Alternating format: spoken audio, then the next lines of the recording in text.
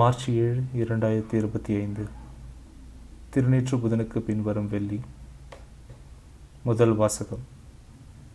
உங்கள் இனத்தாருக்கு உங்களை மறைத்துக் கொள்ளாதிருப்பது அன்றோ நான் விரும்பும் நோன்பு. இறைவாக்கினர் எசாயா நூலிலிருந்து வாசகம். அதிகாரம் 58, இறைவசனங்கள் 1-9 முடிய.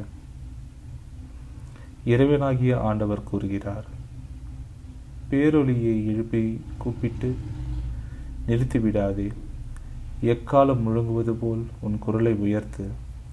என் மக்களுக்கு அவர்களின் வன் செயல்களையும் யாக்கோப்பின் குடும்பத்தாருக்கு அவர்களின் பாவத்தையும் எடுத்து கூறு. அவர்கள் நேர்மையானவற்றை செய்யும் மக்களினம் போலும் தங்கள் கடவுளின் கட்டளைகளை கடைபிடிப்போர் போலவும் நாள்தோறும் என்னை தேடுகின்றார்கள். என் நெறிமுறைகள் பற்றிய அறிவை நாடுகின்றார்கள். நேர்மையான நீதி தீர்ப்புகளை என்னிடம் வேண்டுகிறார்கள். கடவுளை அணுகி வர விழைகிறார்கள். நாங்கள் உண்ணா நோன்பிருந்த பொழுது நீர் எங்களை நோக்காதது ஏன்? நாங்கள் எங்களை தாழ்த்தி கொண்டபோது நீர் எங்களை கவனியாதது ஏன் என்கிறார்கள். நீங்கள் நோன்பிருக்கும் நாளில் உங்கள் ஆதாயத்தையே நாடுகின்றீர்கள். உங்கள் வேலையாட்கள் அனைவரையும் ஒடுக்குகின்றீர்கள். இதோ, வழக்காடவும் வீண் சண்டையிடவும் கொடுங்கையால் தாக்கவுமே நீங்கள் நோன்பிருக்கிறீர்கள். இன்றுபோல் நீங்கள் உண்ணா நோன்பிருந்தால் உங்கள் குரல் உன்னதத்தில் கேட்கப்படாது. ஒருவன் தன்னை ஒடுக்கிக் கொள்ளும் நாளையா நான் உண்ணா நோன்பின் நாளாக தெரிந்து கொள்வது? ஒருவன் நாணலை போல் தன் தலையை தாழ்த்தி சாக்கு உடையையும் சாம்பலையும் அணிந்து கொள்வதா எனக்கு ஏற்ற நோன்பு? இதையா நீங்கள் நோன்பு என்று ஆண்டவருக்கும் உகந்த நாள் என்றும் அழைக்கிறீர்கள்?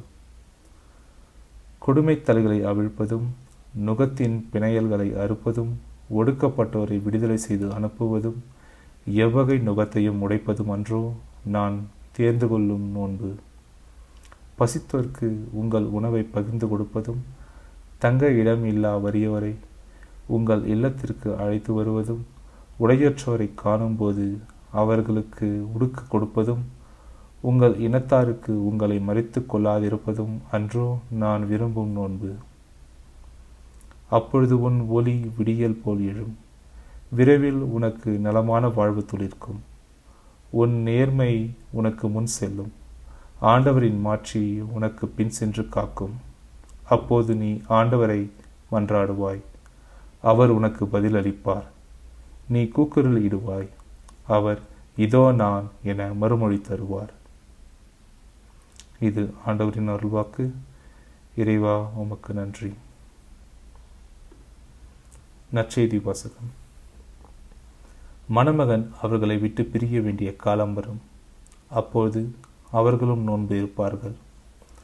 மத்தேயு எழுதிய தூய நற்செய்தியிலிருந்து வாசகம். அதிகாரம் 9, இறைவசனங்கள் 14-15 முடிய.